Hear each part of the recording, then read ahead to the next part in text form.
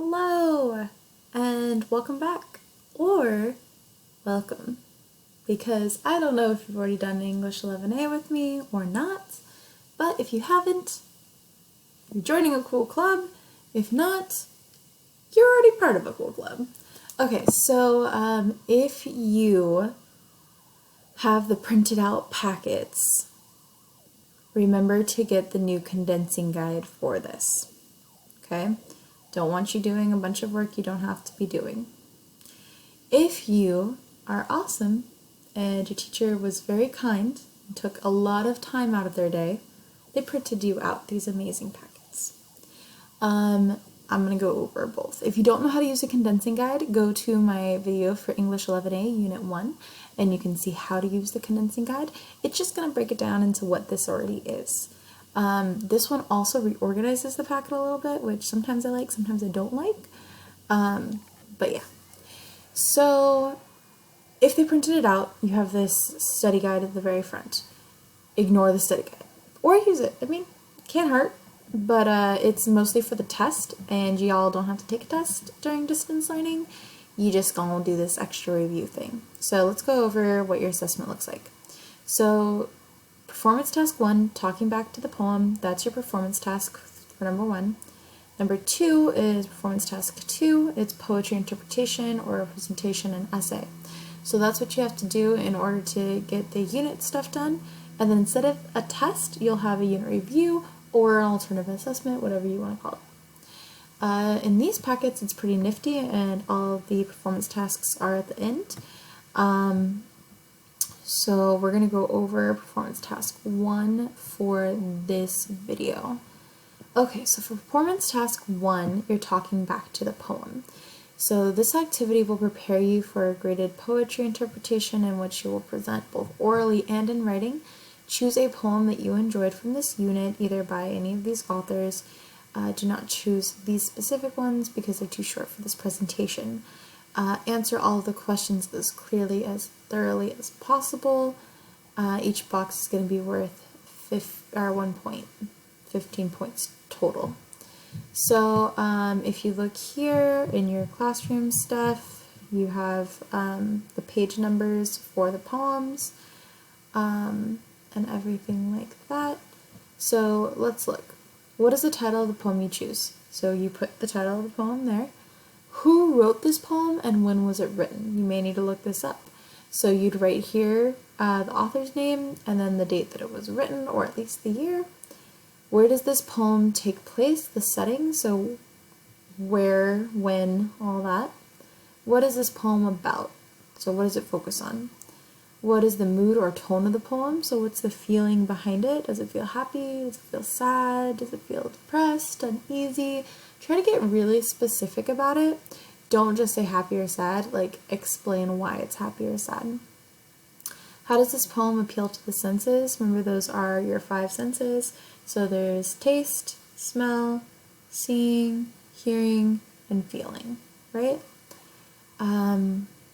Give an example of a sound device to use.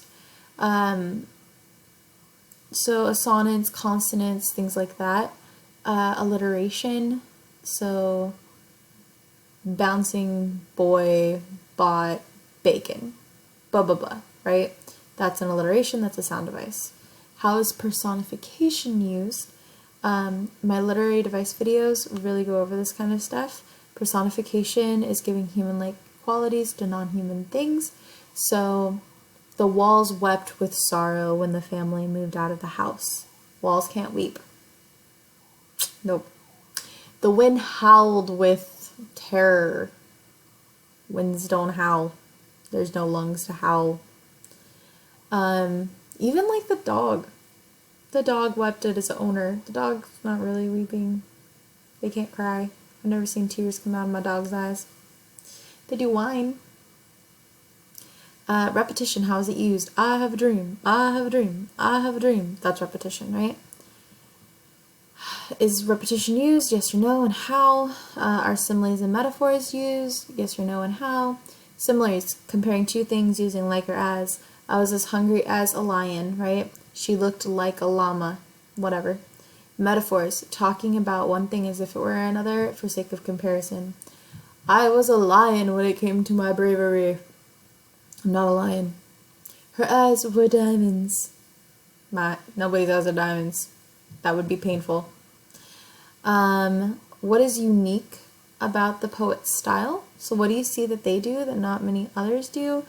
Maybe they don't use punctuation. Maybe their syllables are really weird. Maybe they're using, if you read Jabberwocky by Lewis Carroll, it's just a bunch of made up words. He doesn't even use real words. That's unique. What's the purpose or lesson of this poem? What did you learn? What do you think they were trying to get you to learn? Why do you think they wrote it? Write that there.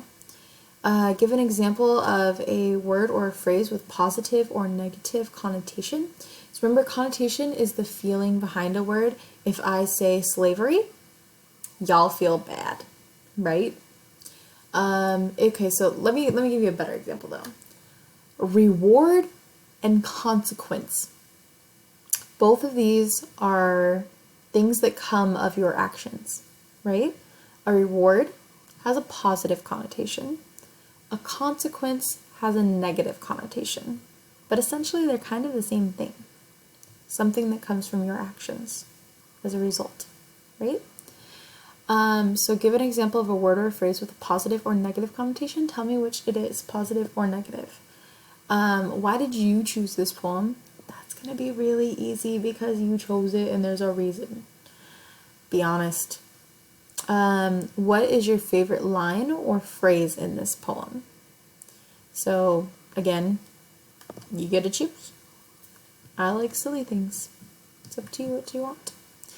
And as long as you answer all of those and you're good, you should be at 15 points there. I believe it's 13 in order to pass. Let me double check. 15 times 0.7, 11. You have to get 11 correct in order to pass this. Any questions? Y'all got my email. Y'all got my Google Voice number. Ask me, I can help.